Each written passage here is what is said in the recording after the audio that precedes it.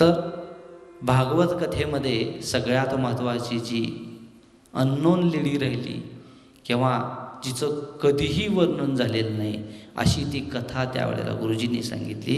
तर ती कथा आहे का, ज्या वेळेला वनवास संपला, किती वर्ष झाले ते? 14 वर्ष. माघारी आले. माघारी आल्यानंतर लक्ष्मणाचे डोळे भरून आले. का आलते? ज्या वेळेला त्यांनी अयोध्येमध्ये पाऊल टाकलं त्यावेळेला लक्ष्मणाचे डोळे भरून आले. त्याचं कारण होतं, एक व्यक्तीला त्याला भेटायचं होतं 14 वर्षानंतर. आपल्याला सर्वांना माहिती आहे लक्ष्मण हा कोण होता? रामाचा भाऊ होता. त्याचं काय होतं सगळ्यात महत्त्वाचं? रामावरची भक्ती, मोठ्या भावावरची भक्ती आणि प्रेम. आता त्याच्यापेक्षाही वेगळं आणि त्याच्यापेक्षाही प्रिय असणारी व्यक्ती कोण अशी अयोध्येत होती की जी त्याच्या 14 वर्षाबरोबर नव्हती आणि त्याच्या पाऊल टाकल्या टाकल्या डोळ्यातनं जरा जरा पाणी येते. तिचं नाव उर्मिला.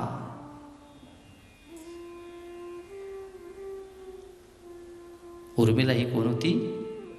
लक्ष्मणाची बायको, सीताची लहान बहीण.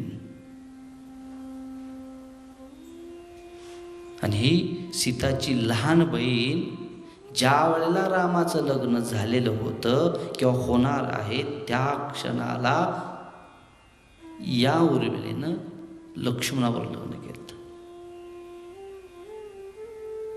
आणि हे कित्येक लोकांना माहीत नाही की लक्ष्मण ज्या वेळेला अयोध्या सोडत होता त्यावेळेला उर्मिला लक्ष्मण संवाद हा श्रेष्ठ संवाद मानला जातो, की विशेष करून प्रत्येक स्त्रीला तो संवाद माहीत पाहिजे. तो संवाद कसा होता बघा.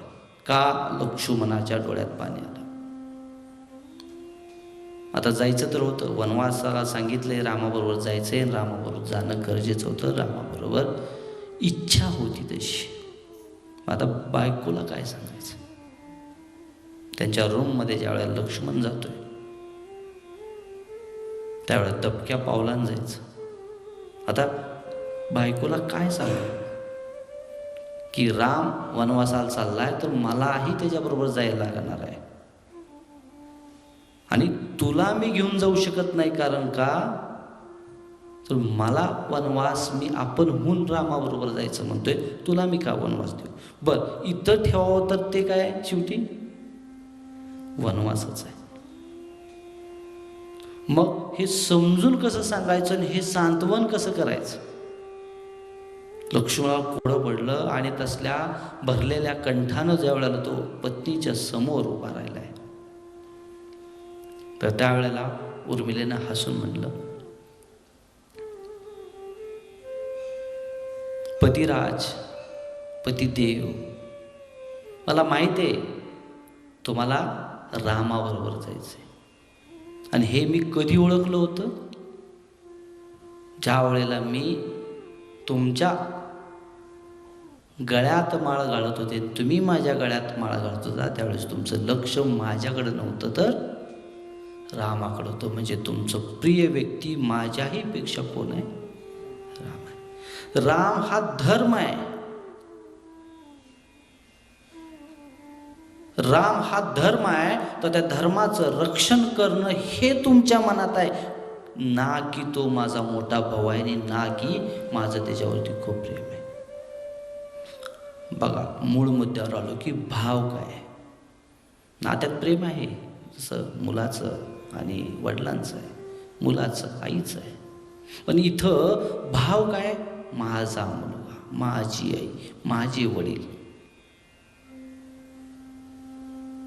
पण या भावांच्या पलीकडे जेव्हा जातो त्यावेळेला त्याची खरी भक्ती उतरायला आपल्या शरीरात चालू होते, मनात भक्ती सुरुवात होते. आणि त्यावेळेला 3 गोष्टी येतात की जे अध्यात्म नेहमीच सांगतं. तो म्हणजे शुद्ध प्रेम, दुसरा आहे त्याग आणि तिसरा आहे संयम. जर तुमच्या मनात एखाद्या विषयी जर खरं प्रेम असेल तर त्या ठिकाणी लपलेले 3 गुण कोणते आहेत? तर शुद्ध प्रेम, मायेचं प्रेम नाही. 2 प्रेम आहेत, मायेचं प्रेम आणि शुद्ध प्रेम. त्यातलं शुद्ध प्रेम. दुसरं आहे त्याग आणि तिसरं आहे संयम. हे गुण ज्या ठिकाणी आहेत तर तो खऱ्या प्रेमाचा अधिकारी आहे आणि त्याच्या मनात खरा प्रेमाचा भाव आहे. जर हे 3 नसतील, संयम नसेल, त्याग नसेल आणि शुद्ध भाव प्रेमाचा नसेल तर ते प्रेम जास्त काळ टिकत नाही. तर तो लक्ष्मण ज्या वेळेला उर्मिलाच्या ठिकाणी येतोय आणि म्हणतोय की आता मला जायचं, म्हणायचं कसं, तोपर्यंत तिनं काय ओळखले? इतकं अतोनात एकमेकावर जर प्रेम असेल तर पुढच्याच्या मनात काय आहे हे सहजगत्या ओळखायला सुरुवात होते. आता संवाद ऐका पुढचा. लक्ष्मण म्हणतोय की मी वनवासाला जातोय पण खऱ्या अर्थानं तुला वनवासात टाकल्यासारखं आहे. मी वनवासाला जातोय पण खऱ्या अर्थानं तुला वनवासात टाकल्यासारखं आहे.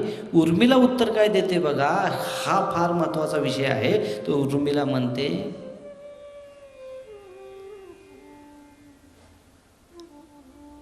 की माझ्या हृदयात सदैव तुमचं प्रेम वाहतंय, तर त्या प्रेम जे वाहतंय त्याच्यात मी डुंबून राहील, मग मला वनवास कसला.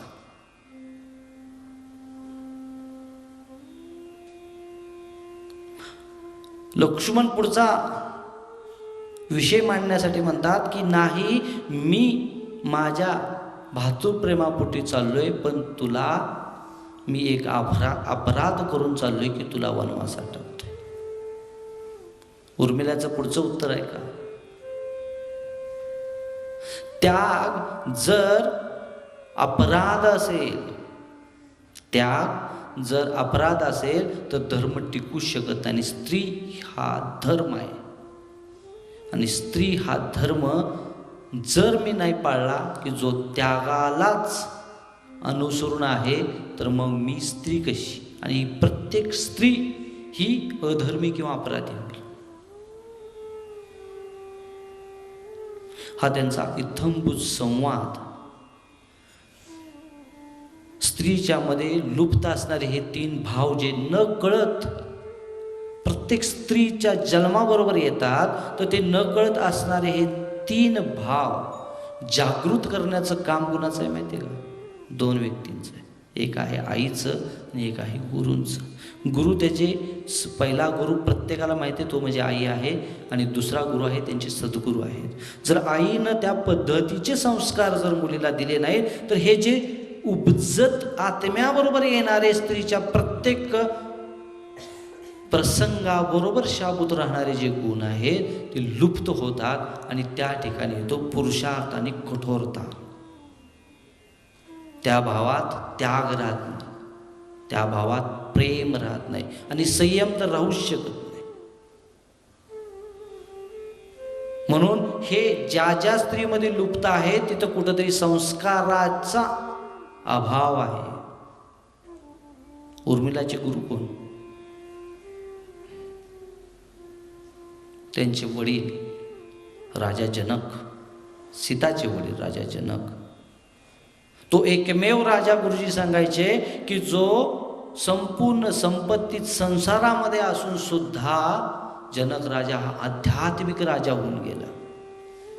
आणि त्या आध्यात्मिक राजामध्ये अष्टावक्रसारखे गुरु आणि कित्येक ऋषी मुनी तिने स्वतःच्या डोळ्याने पाहिलेले आणि त्यांच्या अनुयज्ञेने चालू असणारा जो भाग होता की जो जनक राजा एवढा मोठा असताना, एवढे नोकर चाकर हाताखाली असताना, एवढं मोठं साम्राज्य असताना सुद्धा लीनतेनं त्यांच्या पुढे कधीही नतमस्तक राहायचा.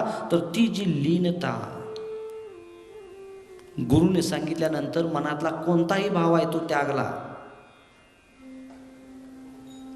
तर हे जे भावांचं संस्कार त्याच्यावरती झाले आणि तो संस्कार पुढे येऊन गेला.